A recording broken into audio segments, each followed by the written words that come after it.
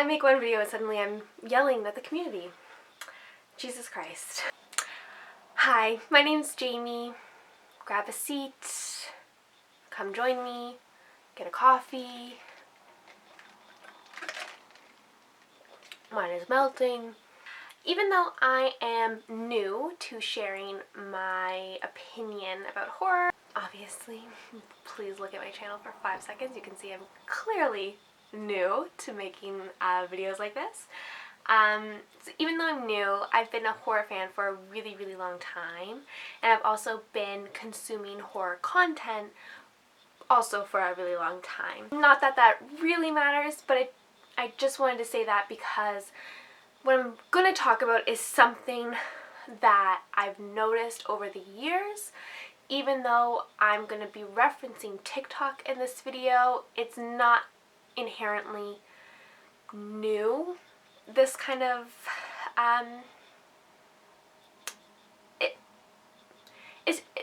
it's not exclusive to TikTok. I'm just going to say that. I've seen it happen other ways. It's just most recently I've seen this kind of pattern happening again on TikTok. I think there's kind of two main components to this issue. I think the first one being the gatekeeping that happens in the horror community. Again, that isn't exclusive to horror, but it is something that definitely happens if you're someone who likes horror and has kind of looked through the interwebs, finding other people who like horror. I'm sure you've experienced this kind of idea that you're not a real horror fan unless you watch this specific type of horror, or you like and enjoy these specific movies, and if you don't like them, or you haven't seen them, or you haven't heard of them, then you're not a real horror fan, which obviously is not true. It can make it very difficult for someone to enter this kind of horror community space and feel like their thoughts and opinions on the genre are valued, which they are, but it's difficult to feel that way when there's people like that who are telling you that you're wrong. Obviously it's not cool. I think as you get older it becomes easier to kind of brush that stuff off.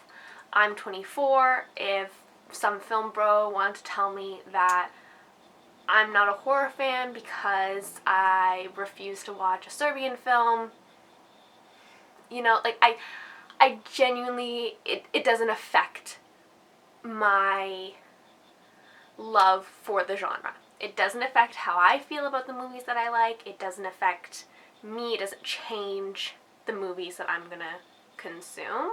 I've personally gotten to the point where those types of opinions don't really affect me personally, but I can obviously see when they affect other people, and can completely see that as being the case for someone who's maybe younger, or someone who's just new to just starting to get into horror, that kind of thing as well, or just new to sharing their opinions.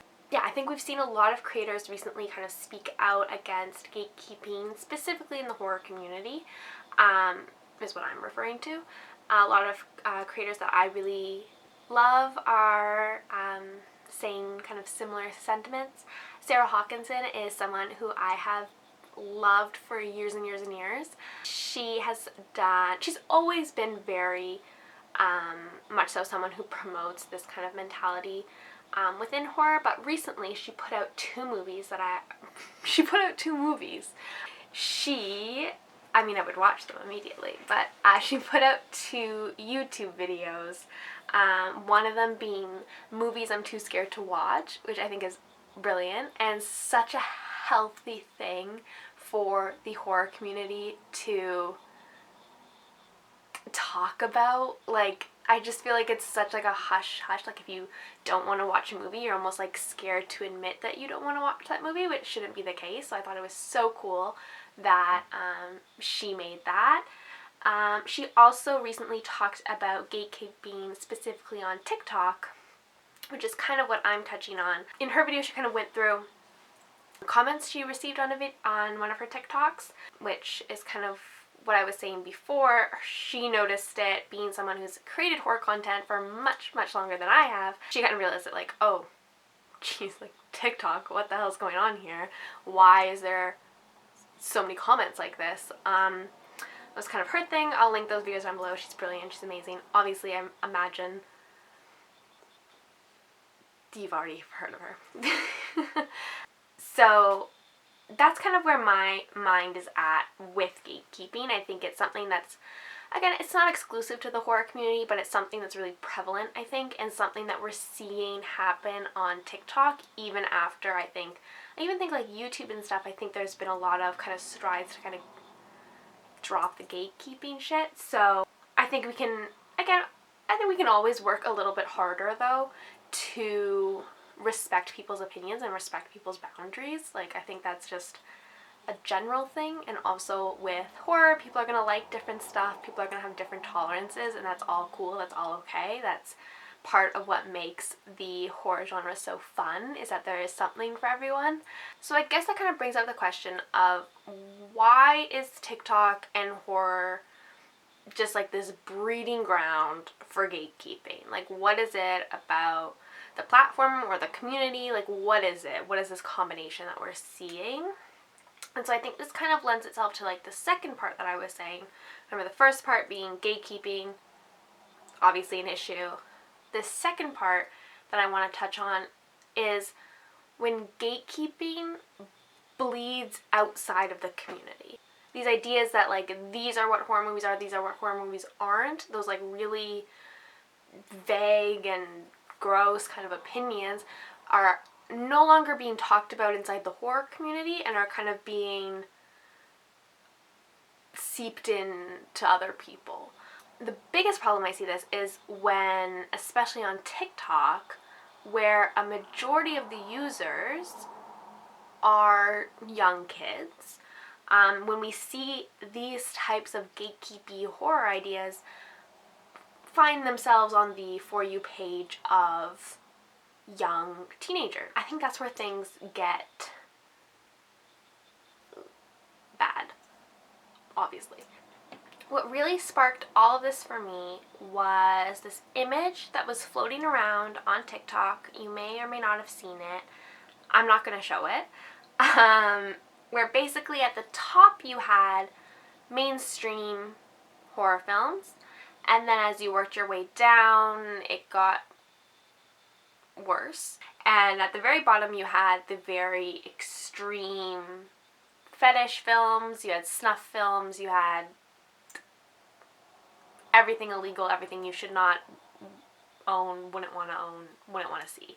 From my understanding, this image was not made to be shared on TikTok. It was made to be shared in a specific forum where the whole purpose is to share things in that kind of list format to kind of communicate the seedy kind of underbelly of the horror genre. And when it's in that context, I think it's something completely different.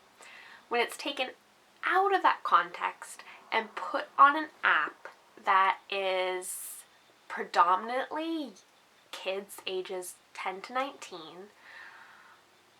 I think it gets really not good. It gets really gross, actually.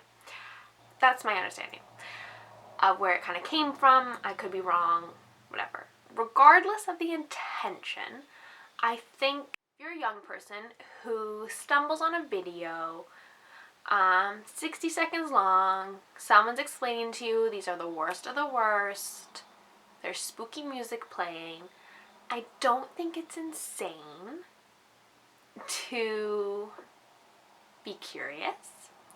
I don't think it should be surprising that when I saw a video like this, there were kids tagging their friends. They were saying, oh, we should watch, one of, level 5. We should see how far we can get. Where's the link? Where can I watch this? Asking this thing. I don't think that's surprising, nor should it be.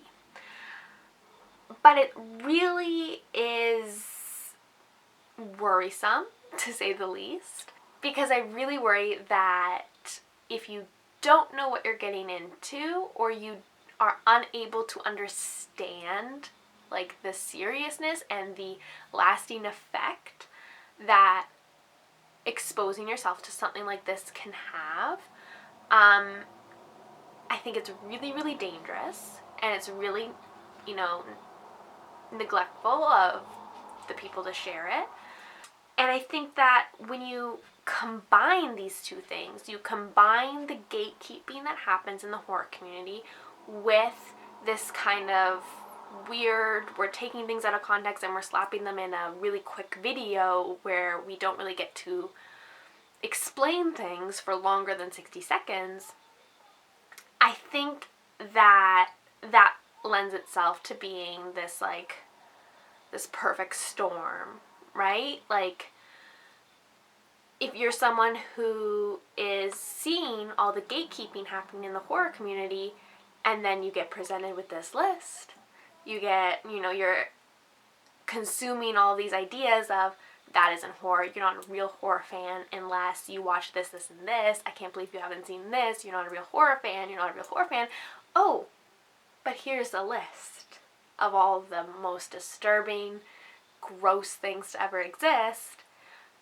It doesn't take a rocket scientist to see where someone could fall into even just reading about something that they have no business or weren't prepared to read. Like, I don't think that that's unheard of, or unfounded, or, a shocking idea. I think it really, it does. It scares me to think of what could happen and, the dangers of this for young people. And I think we have to keep in mind when we're adults putting out this stuff that, these are kids who grew up with this internet. And you may disagree with this idea, but I would say that the internet today and like the websites and the apps and stuff that are popular are a lot more filtered and monitored. Obviously, stuff slips through the cracks, but generally, I think for the most part these things to be true. And I think we also put a lot more responsibility on platforms and on the creators within those platforms to be responsible and to limit the amount of harmful content that gets put out. I also don't think, when we take that, these are kids who grew up with this internet, I don't think it's unreasonable to think that they might be a bit more naive to what constitutes a disturbing online video. You may completely disagree. I'm kind of torn. That's kind of what I'm saying in this context. Maybe in a different context, I would think differently. I think there's a lot of ways that you could kind of feel about this. But that's kind of my 2 cents. I am definitely interested in talking or hearing more about it, more about people's perspectives. Maybe you've had a completely different online experience within the horror community. I would love to hear about it. I think that it's important that we talk about, and I'm definitely open to having these kind of conversations. I wanted to kind of end this off with, I guess, a few action items, if you will, of things that I think we as adults in the community can do a little bit better to kind of reduce the harm, I think, that comes with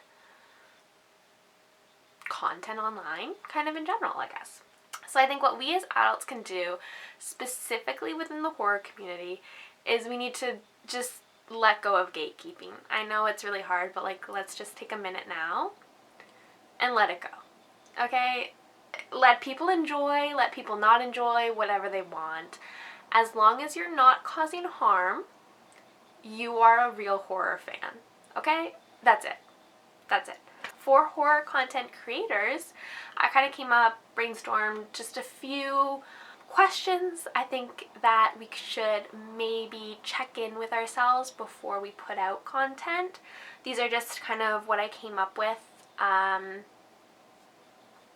in 2 minutes. I'm sure there's a lot more, and I'm sure there's kind of like varying answers to any of these. So, questions to consider for horror content creators. Does the movie or topic I'm about to talk about belong on this platform?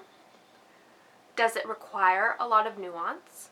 Am I able to give that nuance? Does it require a certain level of understanding? If this ended up on my screen as a 15-year-old, would it have been harmful to me? How can I talk about this movie or topic in a way that gives a potential viewer all the information they need to know before deciding to watch? Is my intention to promote this movie? Am I able to talk about it without promoting it? Am I coming across as gatekeepy? Those are just a few. I'm sure there's a ton more, and maybe some apply to different situations more than others, right? What I think is unrealistic is to assume that people will stop being curious about really violent content. I think that's unrealistic. I think there's a reason it exists. There's obviously a market for it. So I don't think the onus should be on making people less interested, because I don't see that as being attainable at this point in time, especially when it comes to kids. I think it's very difficult as a young person to foresee if something will be forever traumatic to you. I think that's just biology. I think it's very difficult for children to have that concept, so it's unrealistic to assume that a child would be able to make that kind of choice. I also think it's unrealistic to assume that never again will the name of a snuff film end up on a platform or a site or a list that it shouldn't. I also think that that's unrealistic. What I think is possible, however, and what I would like to see more of in the horror community, is more compassion. Okay? That might seem a bit shut up. But seriously, I think at the end of the day that there are always going to be movies, mainstream or not, that deeply affect people, intentional or not. Okay? There's going to be something that maybe I find really disturbing that maybe you don't. There's always going to be something. I think that if we, as a community, become more compassionate and more supportive of those moments, even if they're mainstream movies that affect us, if we're more compassionate for each other and we kind of remove the judgment, that kind of removes ultimately the gatekeepiness.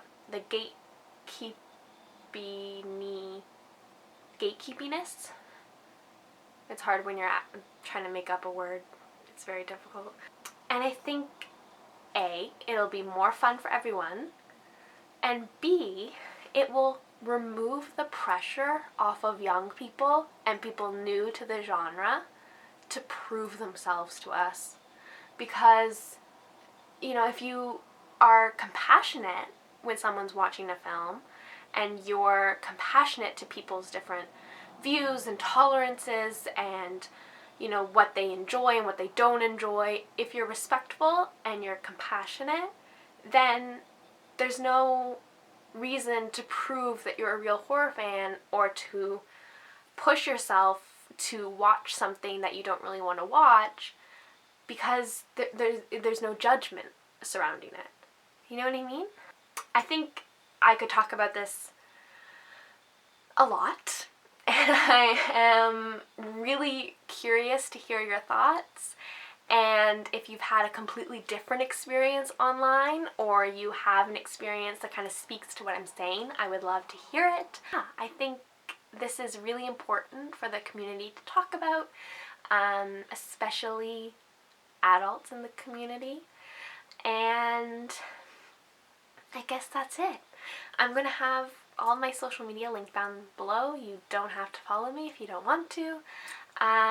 You don't have to agree with me. Anything I say is just kind of my thoughts in the moment. Things change, people grow. I don't know. Yeah. Thanks for watching. I hope you're doing really well, and I hope you're staying safe and enjoying the sunshine. There's so much sun where I am right now, as you can see. I'm sweating in my own bedroom, but I'm so thankful for the sun, you know, after this winter. Anyways, I'm getting off topic. Enjoy the sunshine if it's near you or the next time it is. And yeah, I will see you when I see you, I guess.